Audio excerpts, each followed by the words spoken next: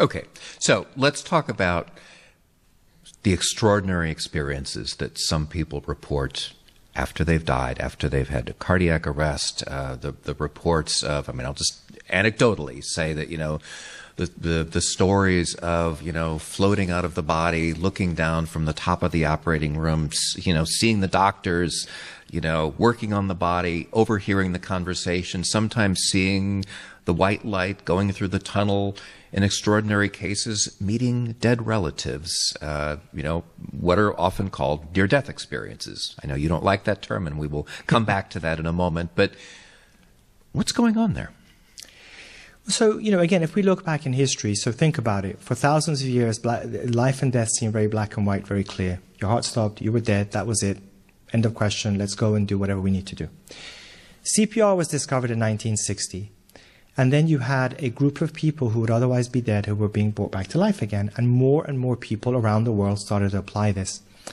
By the mid-1970s, so only about 15 years after that, a book was published that had the testimonies, particularly of 50 people. It was 150, but really 50 people in detail, who had come close to death for whatever reason. And they were describing similar, very profound experiences, as you alluded to. What we now understand, if we fast forward to this day, is that, and they, you know, Raymond Moody wrote a book and he called it a near-death experience. There were other terms, actually. A French philosopher who had been interested in this 100 years previously actually called it imminent death experience. And others had different names for it. But for better or worse, the term near-death experience has stuck in the popular mind. What we now understand, and I've been engaged in this research now for more than 30 years, actually. So starting for those questions, I developed my own line of research. I've carried out the largest studies in the world with 25 major medical centers in hundreds of patients. And then I've looked at testimonies from thousands of people through these years. So there's a lot of work that we've put into this. And I'll address what happens. So from the perspective of the doctor or scientist looking at the person who's died, they look like they are absent. There is nothing there. Interestingly now, from the perspective of the person who's died, there is a fascinating experience that develops. So from their own perspective, they may be aware of what's going on, and then suddenly their heart stopped and they lose awareness as we normally do. But yet, paradoxically, what they tell us, and I want to emphasize these are not anecdotes, we have millions and millions of people around the world who don't know each other who are saying the same thing. And what they describe is that in that sense, even though the doctors thought they were dead, from their own perspective, not only were they not dead, as in they were not annihilated, their consciousness, their selfhood continues, but it becomes sharper than usual, their thinking becomes clearer than usual, and their consciousness feels vast. And you and I talked about this. This is hardly talked about. One of my colleagues, actually, Dr. Montgomery, who survived 7 cardiac arrests himself, was telling me, by analogy, it felt like the cosmos, the size of the cosmos compared to the Earth. So suddenly there's like a release. It's almost like their consciousness has been held back, and suddenly in death, the shackles are removed and it becomes vast. And the other things that occur in this situation for them is that they're able to suddenly understand so much more than they could. So they're able to, for example, watch doctors and nurses trying to save them. They also recognize that they're dead. They say, oh, I think I'm dead, but I feel fine. And at that same time, they're gaining visual and auditory knowledge of what's happening to them. But it's not in the way that we see things like, oh, this is how I'm looking directly. They describe 360-degree vision. So they can see and understand everything. It's almost like their thoughts are like a flux. And it's penetrating. It's a bit like, I analogize it to like electromagnetic waves, that is able to penetrate and is gaining information that way and is released. What they then talk about, which is absolutely fascinating, so again, 360-degree vision, and then what I find absolutely remarkable is the ability to recall everything that they have done in their entire life. So with all respect to you and our audience members here, I hope I don't offend anyone, if I were to ask anyone to recall their entire life, they would struggle. Maybe an hour, 45 minutes would be done. But yet, how is it that in death, somebody is able to recall every minute detail is being processed? So millions of pieces of data, that's how they describe it, are being processed. And that includes, they describe experiencing and reliving all their intentions, their thoughts, their emotional states, and the situations they found themselves Wait, in. but you're saying all? I mean, All. that's that. You know, if someone's lived 80 years, I mean, every moment of the 80 years. Right. Well, that's exactly. They say that they're able to relive and re-experience all of it in an instant. So that's what I'm saying is, the way people talk about near-death experiences, it really does a disservice. Like, oh, it's like your life just flashes past you like some sort of movie. It's not like that at all. It's your entire life is being relived and re-experienced as if you're there again. But what's fascinating is that they are not reliving it in a chronological way that you and I might think like a movie. Like, oh, that was that evening 10 years ago when you and I were chatting at the New York Academy of Sciences and, we did this and we said that. They're reliving themselves in the context of how they conducted themselves and whether what they did was right or wrong. So they're judging their own actions because they're reliving it. And importantly, they're reliving it not just from their own perspective, but from the perspective of other people they interacted with. So, for example, if I say something tonight that, goodness forbid, may have offended you, in my death experience, I will relive this, but I will feel what you felt. So if I hurt you, I feel the exact same pain. And so I understand that that was awful. And I feel humiliated at what I have done. You see, that's how, again, these are what they say. I'm not.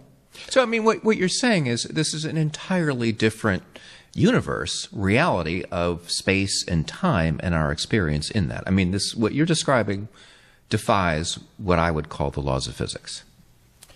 Since I'm not a physicist, I'm going to defer that one. But I'm going to describe to you what millions of people have said consistently. They don't know each other.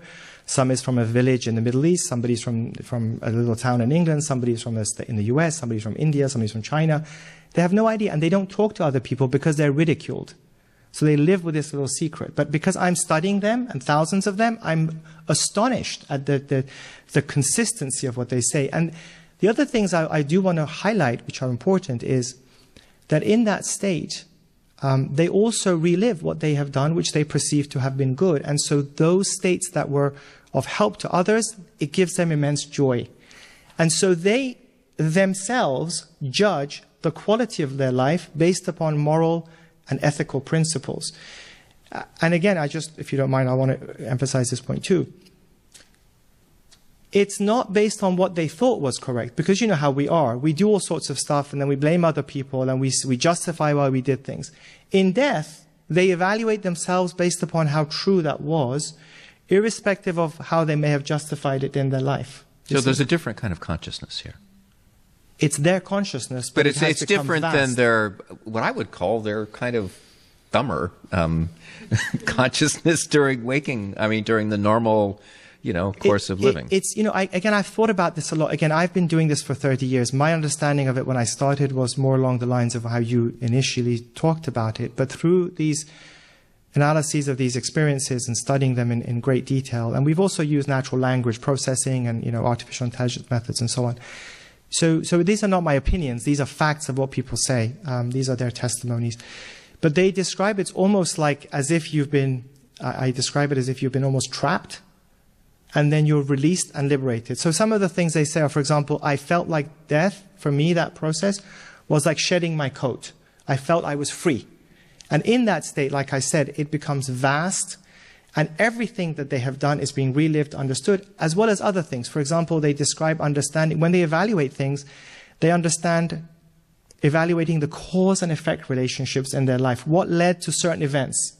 Why did those things occur?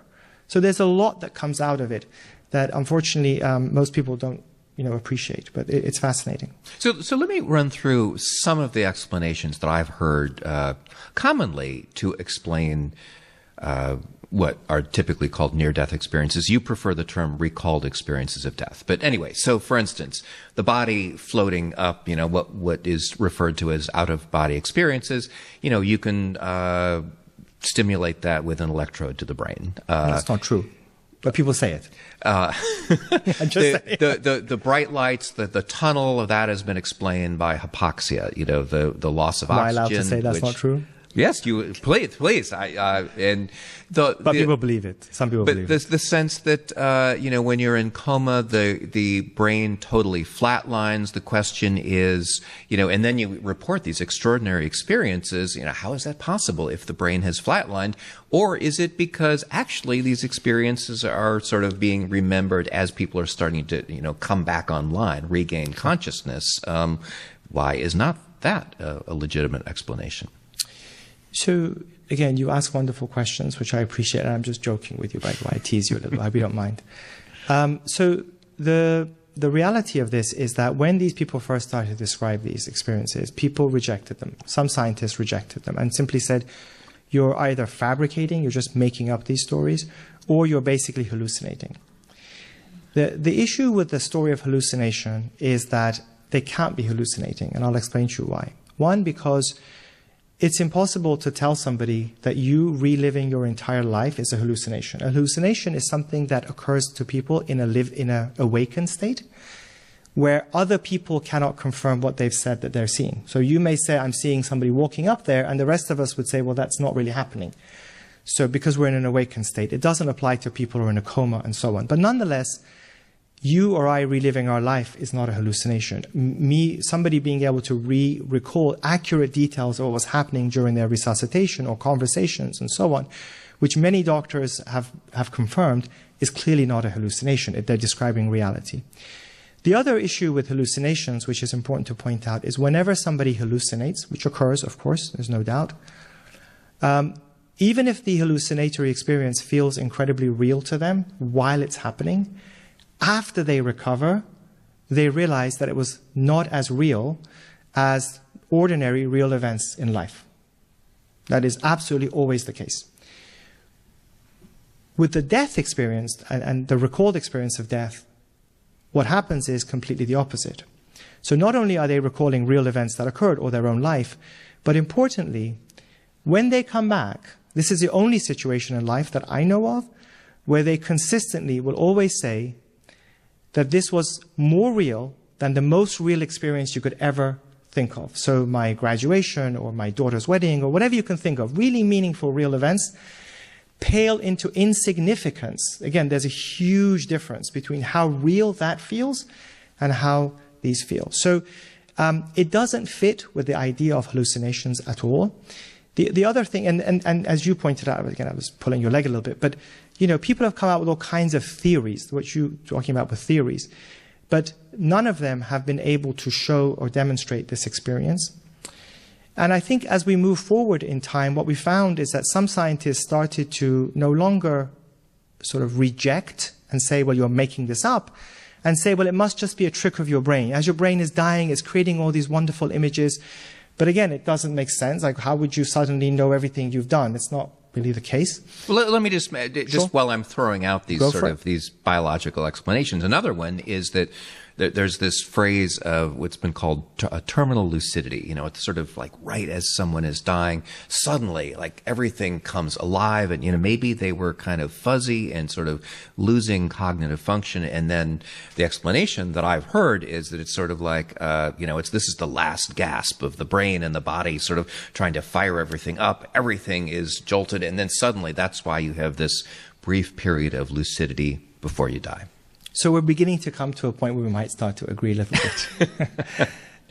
So I think that, let me just, if I may, so the reality, I have to sort of, again, I hope I don't offend anybody, but the problem we have is that, and I'm going to address your question, but I want to explain this first. We as humans are incredibly limited at what we can perceive and understand. If you think about our brain, it's only able to understand things within a three-dimensional world, and even that we struggle. If you put up an optical illusion in front of me, I get confused.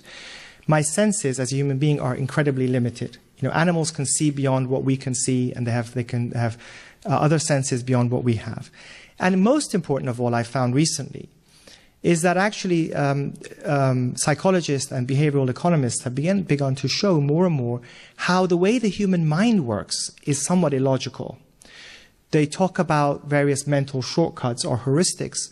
These are biases that we have in the way we understand things. So confirmation bias is the best known one, where we humans tend to gravitate towards things that we already accept and believe. And we reject everything else, or we don't look for it. The other thing that we have is something termed cognitive dissonance, which is where when you come across something that doesn't make sense to you and it challenges your beliefs or your value systems or what you've come to believe, naturally what people often do is just reject it. And then they come out with an alternative that they think explains it. And then they just move on and forget about it forever. So why am I saying this in the context of your question? When, again, society thought you could never go beyond death, science started to go beyond death. People came out with incredible testimonies. It challenged many scientists' views which were limited in what they could understand about death. So what option do they have? One is to either spend a lot of time trying to figure this idea that they thought wasn't possible. The simpler solution is just to reject it or come out with theories like, oh, well, you're clearly, there, Mrs. Smith, I know you think you saw the doctor, but you were clearly hallucinating. We know from the history of medicine it's awful to reject people's testimonies, And so that's why people came out with this idea of a lack of oxygen, or, I can just stimulate your brain and I'll make you have an illusion.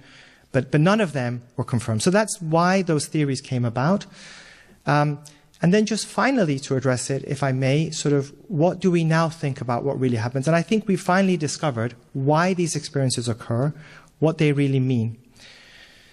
So instead of having this rejectionist idea of, oh, well, they're and trying to fit it into models that don't make sense, like hallucinations and so on, what we've understood now is if you imagine this is death, the person goes into death.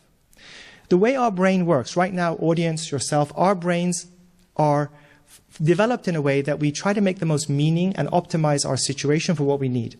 So right now, many of the functions of our brain are shut down. They're inhibited through braking systems so you and I can concentrate on this conversation. In different circumstances, other pathways are activated and those ones are shut down. So in death, what happens is, paradoxically, because people think death is this rapid degeneration, which it is not, what actually happens in death is remarkable. When a person dies, the brain switches. So things that no longer matter, like what you're going to eat, your job, your career status, and so on and so forth, are lost. People don't have any awareness of that. Your brain stops functioning from what we can measure. There's no pupillary reflex, your brainstem is gone, so the person is dead. But in that state of death, or as we go into the state of the gray zone of death, other braking systems are removed. We call that disinhibition. And so one of the things you see, for example, is that the brain actually spews out tremendous amounts of hormones that are trying to save a person's life. It releases steroids and adrenaline and so on and so forth. And in many cases, it can spontaneously restore life again. So appreciate that. Your brain is designed to bring you back to life again. At the same time, genes that you had that were last active when you were a fetus, that repair damage, and have been dormant your whole life, suddenly become active post-mortem. They're trying to repair any damage that's occurring. One of the other things that's happening in this state of disinhibition, the pathways that get activated, we think, is that it's removing the braking systems to your consciousness, as you pointed out, is holding you down. And suddenly a person finds that their real consciousness is vast. And it had been held down. And they're suddenly able to do things they couldn't do before. So it looks like in death, your brain is preparing you for a new reality. And in that state, you are gaining access to new dimensions of reality, which suddenly become more important to you. And we have to ask ourselves, and you asked me this question, why is it that suddenly in death, the only thing that seems to matter to people is how they were from a moral and ethical standard? Nobody in death, for example, in this death experience that you talked about, looks at their career status. Nobody talks. If you think this is an imaginary experience, it should reflect what they believed in life. Even religious people, their description of this death experience is not in accordance to what their religion taught them. Nobody relives any of the ritualistic aspects of their religion. For example, how many times did I go to a place of worship? What it all boils down to is how they conducted themselves. So why do you think these questions, this focus on the moral, the ethical life and how you've lived your life, why do you think that emerges at this time? I think what I can say for sure is that it emerges, which I think is a big enough discovery. I think hopefully you can leave it at that with me. Maybe I need something for you to invite me back in 10 years' time again. But I think it's a question we have to ask and think about it. So where we're at now today is we're in this gray zone of death. Science is exploring it. And we find that there is meaning in this state. And so the question we have to ask ourselves, the human brain that is always optimized to make most meaning out of every circumstance in life, why is it that in this state of disinhibition, not degeneration, in this state of gray zone of death, it's preparing us for this, what looks like a new reality? So, and what we also know clearly, as I've explained to you right now, is that, again, put aside these sort of social ideas, oh, you're dead, that's it. When we die and we go beyond the threshold of death, neither biological processes die, nor the cognitive processes. Your consciousness is not annihilated when you go through death. It's absolutely clear now. Clearly, there is some sort of there's the inflection. question of for how long. I was about to come to that. You read my mind. You're clearly very talented. So I think there's clearly there is a point. In other words, what we always thought of is that brain dysfunction is absolute. And what we're now seeing is that in this dysfunctional state, other functions emerge. Now, again, if you wait long enough, there's this almost like this inflection point. There's this optimal state in which after that, we can no longer study. Like, we can't study people who go way beyond. At this point, we can't bring them back. But it is clear that there is a point in that dysfunctional state in death that is leading to a heightened sense of consciousness, and that consciousness does not become annihilated, and that it develops into a new sort of capacity that was otherwise felt to be dormant. So earlier you said that these were science questions now, and that we should take some of these questions out of philosophy, out of religion, yes, because they've been sort of distorted. And yet it seems like we're back there in philosophy, in religion, in what we make of what I would call spiritual experience here, because there's only so much that science can explain about these probably few hours after someone has died, has had cardiac arrest. And the question, obviously, is what happens to consciousness after that? Well, again, I think we can only extrapolate what we've learned so far. But if you think about the way we perceive about death, so think about it. If you think of death here, and now you're degrading, what would you anticipate, based upon that model, that consciousness is produced by the brain, if people believe that, which is debated, of course. But if you believe that for a moment, what would you, as your brain function is degrading, what would you expect to happen to your consciousness? Would it become heightened and vast and more powerful than it's ever been in your normal living state? Or would it also become diminished and degraded? And the reality that we see is that in death, as I said, paradoxically, people's consciousness does not start to wither away. If anything, it becomes released more vast and more powerful than it has been. So it tells us something, which is that obviously human consciousness is a mystery.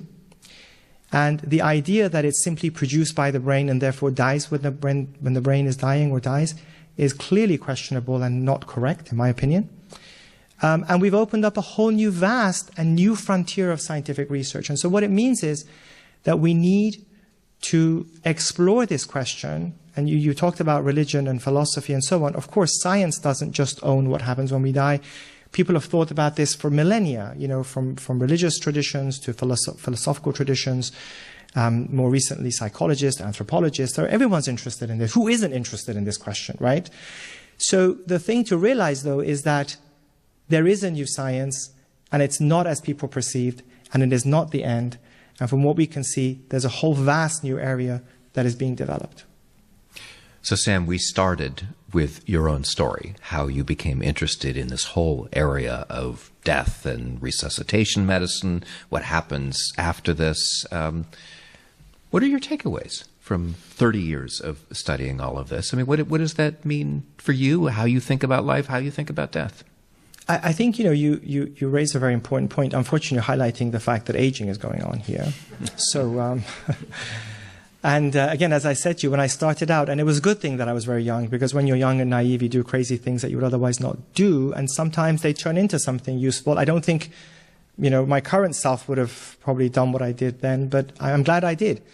But now as I look at it, you know, I've reached about 50, and I realize that I'm not going to be around forever. Neither professionally, maybe I have another 20 years left professionally, and then at some point I'm not going to be around. And so what I take home from all of this is not only is there incredible opportunities for scientific progress, as we've already talked about, but how does this apply to each of us? How does it apply to me as a human being? And I really lived this. I don't think you and I talked about this, but during COVID, because I was on the front lines of the ICU. And when it first started and it hit New York, as you remember, we were inundated and nobody understood what was going on. And doctors in China were dying, doctors in Milan were dying, in Italy. And when we were called to serve, many of us thought and recognized that as we looked at each other, some of us will not be around in 2 months. And so many of us started to ask these deeper existential questions because suddenly nothing else mattered other than what was the purpose of my life? What was I here for? Of course, it's important to be active in society with my job, my career, and so on. But what was it all about? And what I've taken, truthfully, what I was really touched by at that moment was I'm like, oh my goodness, my work really does matter to everybody. Because here I was suddenly no longer that doctor or scientist. I was the human being who was potentially facing death. And I realized we need science to tell us what really happens. And so I think when you look at all these testimonies, again, these millions of testimonies, the purpose that they talk about is that ultimately it looks like what they judge themselves, what they evaluate themselves based upon is what they did as a human being. How much time did they spend? How much time did I spend? Did we spend trying to better ourselves? It's almost like, again, we didn't talk about it. When they died, they described it as almost like a curriculum of developing positive attributes of humanity and so on. And so, honestly, I don't think there's a day that goes by that I don't think about those lessons that I've heard from these people. And when I'm dealing with others, you know, again, people frustrate you, you're at home, at work, and so on. But I always try to remember, I'm like, how would you look at yourself when you're about to snap at somebody? Are you being empathetic to their problems? Are you being more understanding about the pain? And I try to picture myself and I try to change the way I am to the best of my ability, which is obviously not always easy. We still obviously fail a lot. But my point is, that's the message that I have taken away from this work. Can I just say that the way you've talked about death here, it doesn't sound so bad. In fact, it sounds kind of wonderful. You're the one who said it was bad. I never said it was bad. So I guess I'm wondering, I mean, do you look forward to your own death? So I don't know. I mean, I've heard, I'll be honest with you, the people who've had recalled experiences of death, and the reason I don't call it near-death experience, by the way, is because as I've tried to explain to you, when people die, they're really dead biologically. And we need to get away with this idea of, you know, you can't go beyond death. You really can go beyond death. And also because it's more accurate. In other words, we're recognizing people's recalled experiences of their death. So it's a much more accurate way of looking at it. And we don't have to debate anymore whether it was before death, after death, here or there. Or, you know, a quote near-death experience during a psychedelic experience, right, during a dream. That you're saying, no, that's a whole different kind of thing. Yes, yes. I now forgot what you asked me first, but with respect to psychedelics... Well, I was asking, are you looking forward to your own death? So the people who've had these recalled experiences of death, I've heard some of them say that I'm not afraid of death. They really are transformed and changed.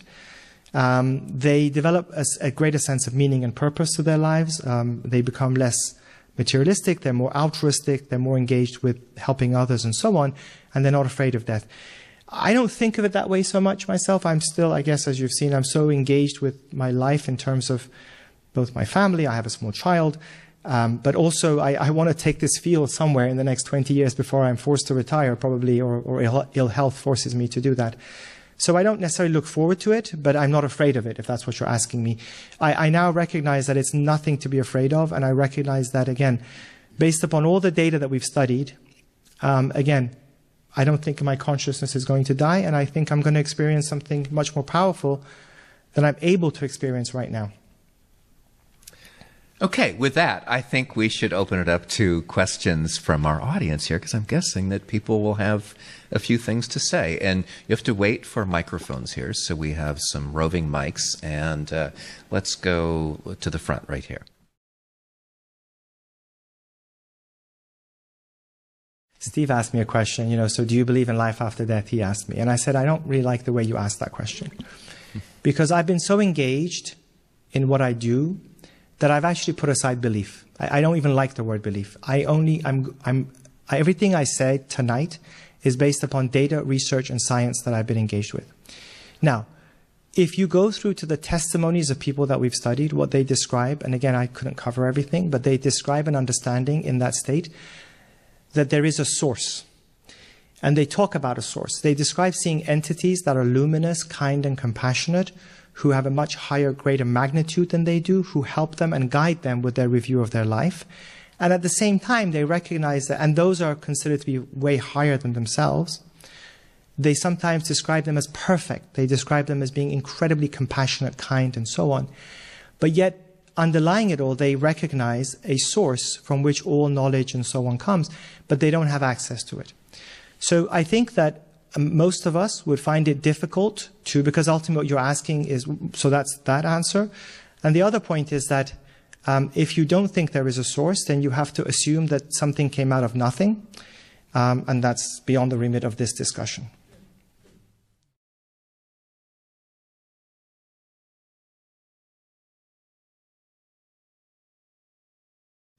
So what I've encountered in these testimonies is that the same person, and if you, I mean, Steve mentioned we have a documentary, it's on YouTube, Rethinking Death. We have a couple of testimonies. We have a lot more. We're going to try to expand on it and so on.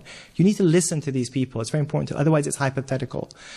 When you listen to the same person is describing, when I was doing something good, I suddenly was overcome with this incredible ecstasy, this happiness that I was feeling. And then I saw myself doing something else that was not good. And I then felt the same pain. So the same person is experiencing all of those moments in their life. I'll give you an example. There's a young lady who we interviewed. Her name's Rachel Finch. She's in our film. She was only about 20 when she was in this state where she almost died. She was having a reaction and she was in hospital and she became unconscious. And she had this experience. You know, and I said to her, I said, well, you know, because, you know, she's a very sweet person. I said, well, what have you done? She said, well, you know, I was young. I haven't done anything really that bad in my life. But I used to go into, as a teenager, I used to go into fits of rage with my father, my sister.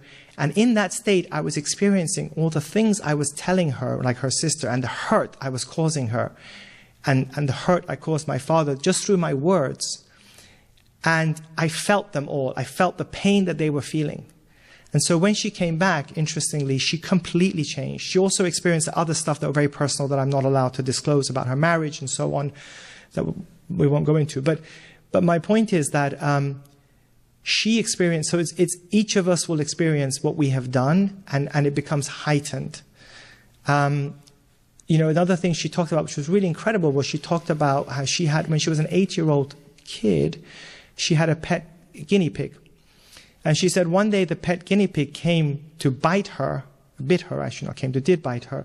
And she threw it onto the sofa. And nothing happened, you know, and she forgot about it. In her death experience, she relived that whole experience. And now she felt the fear that the guinea pig had felt, which is why it initially bit her. And when she tossed the guinea pig onto the couch, she felt how much worse the guinea pig, how much more afraid the guinea pig felt. And so she realized how poor her action had been. Now think of something as simple as that, an 8-year-old tossing their pet guinea pig. So it's much more complex than that. And the other thing you highlighted, which is worth, you reminded me, is, you see, none of these people talk about the religious idea of heaven and hell. What their experience becomes a sort of heaven or hell to themselves. But interestingly also, which I find really fascinating, and you really have to invite me back again, I think, is that normally if I were to, frankly, you know, I've been humiliated, I've done things wrong, I feel embarrassed, and in that state you feel awful, you feel sort of depressed, you don't want to. What I find amazing is that these people, even though they've had tremendously humiliating experience because they relived everything, when they come back, they all use it as a stepping stone to become better. It's not like, oh, I'm awful, or it's like, okay, I have to do better. I realized I needed to learn that, I didn't do it. I needed to be better at this, I need to be better at that. Like a scientist who fails and says, okay, I need to do this better, I need to learn from this. So it's really the details of the experience are fascinating.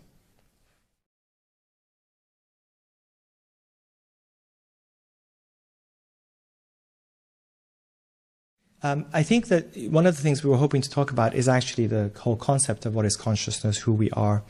And in a nutshell, you know, a lot of sort of, I would call, should we say, mainstream scientists these days who are more vocal, proposed a philosophical idea, which is that, your consciousness, your selfhood, your thoughts, who you are, is simply a byproduct of your brain. It's, they say, like an epiphenomena, as if heat coming off of a fire. The problem with that is that there has been no scientific evidence to show how brain cells can generate a single thought. Any kind of feeling or emotion can arise from brain cell activity. Furthermore, there are many scientists who actually don't agree with that, including, for example, I was talking with Steve, a neuroscientist who discovered brain cell connections and won a Nobel Prize for it, or at least discovered the mechanism by which brain cells communicate with each other. Sir John Eccles, who won the Nobel Prize for Medicine in 1962 or 63, I can't remember, who say that actually the brain is probably a modulator, but it doesn't produce consciousness, doesn't produce who we are. Now, what we find with these death experiences, but the key I want to get across is that nobody understands the nature of what makes you into who you are and me into who I am, yet we're all thinking conscious beings. What we discover with death, which is fascinating, is that in this state of this vastness of consciousness, people are uniquely able to understand other people's emotions as well. I've had many testimonies where people have said, like, I could experience what the despair the nurse was feeling when she looked at me. I was experiencing what she was thinking. I've had many physicians, again, in our Rethinking Death documentary, physicians who've had their patients come back and tell them what they were thinking in that state. So I think we have one of two options. Either we have to just say it doesn't make sense, we have to just reject it. But I think with the amount of testimonies, that's not very wise. So I think that my own understanding of why consciousness, what occurs with consciousness and how it relates to the brain, is that I think human consciousness, our selfhood, is more like something like an electromagnetic phenomena. So in other words, it can carry sound pictures. It's a very subtle type of entity, and it interacts with the brain. It's not magical. It exists. We need the brain to show it, like the same way you need a computer to be able to get the content off of the internet, but the brain or the computer doesn't produce that content. If we accept that for a moment as a hypothesis, then it explains everything. It explains why in death, suddenly, because communication is occurring through this sort of like a flux of energy, flux of electromagnetic phenomena.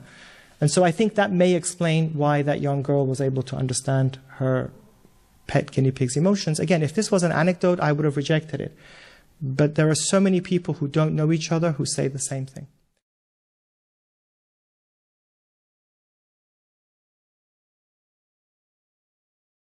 I think the reality is a number of different things. One is that 10 to 20% of people, ballpark figure, have these more vivid recollections. But actually, when we conducted our AWARE-2 study, which was carried out and just published a few months ago over many, many hospitals, we found that there's a spectrum of awareness in people when you interview them. So roughly 40% of people, think of it like this, have a vague perception of having been aware, but they can't remember any details. Then about 20% have these types of memories with more explicit recall of specific elements of what we talked about. And then roughly about 3% of people have full visual awareness of events that doctors and nurses can have verified, which in our study was also, we were able to verify.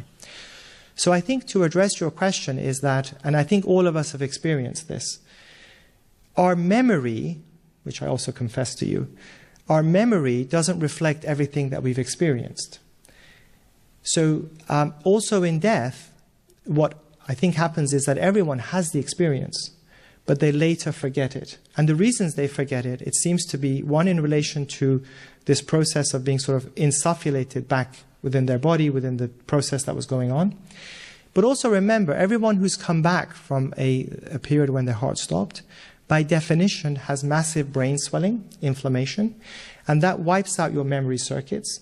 And then when they come to the intensive care unit, we usually give them drugs to keep them calm, which also, like sleeping medications, wipes out memory circuits. So there are many things that cause people to forget. And that's why when you interviewed, I gave you the overall because we didn't have time, but people recall fragments. It's fragmented memory, because when we interview them, they're not like us, where they were wide awake. They've had different memories wiped out. But the way we're able to develop this picture is by interviewing more and more people. You start to see that themes emerge. Everyone's describing the same thing. Some people remember more of it, some people remember less of it. And so that's, I think, what really is going on. It's not that there are 10% who have the experience, there are 10% who recall the experience, which is somewhat different, 10 to 20%.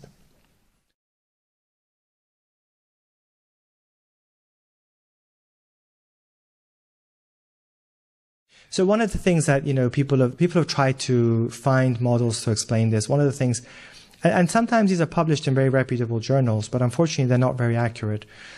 One of the things that's become in vogue right now is that people say, oh, you can have one of these experiences if you just take a psychedelic like psilocybin or DMT or ketamine, well, and so on. So I became intrigued by this, and we actually studied all of the published literature with different types of psychedelic drugs. And what you find is that people who take psychedelics all do have very incredible, unusual experiences, but they're totally different. They're not even similar. So for example, what they say is they will describe a sense where they're losing awareness of their body in the same way that if you and I went to the operating room and they gave us a drug and we were sort of phasing out, they describe bodily perceptions like nausea and so on and so forth. And then what you find is they describe things like geometric shapes, neon lights. If they describe seeing beings, they're usually like alien type beings or unusual beings, very different to what the recalled experience of death is. What you also find is that they have all kinds of haphazard things, like I saw zombies, somebody described seeing a lighter, somebody described a 1940s movie, and these are all published. These are not my personal, these are what is published in medical literature. And then what you find is that if they do see a being of some sort, like I said, it's very different. It might be humanoid, it might have different eyes, and these really things. They also describe things like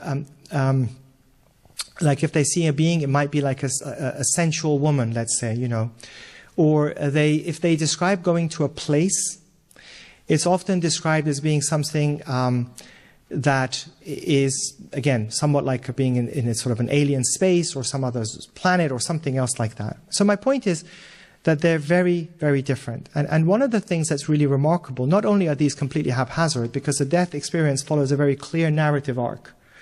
It's you have a sense of separation from your body, liberation, you recognize you've died, you review your entire life, you go to a place, you travel to a place that feels like home, you are in this place that feels like home, and by home I mean it's somewhere where you belonged, you are going back there, and then you have a sense that you're told you have to come back, you had a higher purpose, and your purpose seems to be to have developed your humanity, and then you come back. This is the arc. And there are many sub-themes, as we talked about, within each of those. With drug-induced hallucinations and others, they're totally haphazard, and they're very, very different. But yet, some people claim that they're the same, and the reason they do it is because, the guy who took a drug said, I saw a being. But when you get into the details, they're totally different. And actually, to address this question, as I was alluding to, we worked with the NYU data science group, and we use natural language processing. So think of the things we use in our iPhones and Androids, which you can... If you give enough data, it can interpret what people are trying to say. And so we collected thousands of people's recalled experiences of death, thousands of dream experiences, and thousands of drug-induced hallucinations, and we put it into this mathematical model. I didn't do it. Those who know how to do it did it. But it came back with 98% accuracy, able to distinguish between a recalled experience of death from ordinary experiences, from dreams, and psychedelic drug-induced experiences.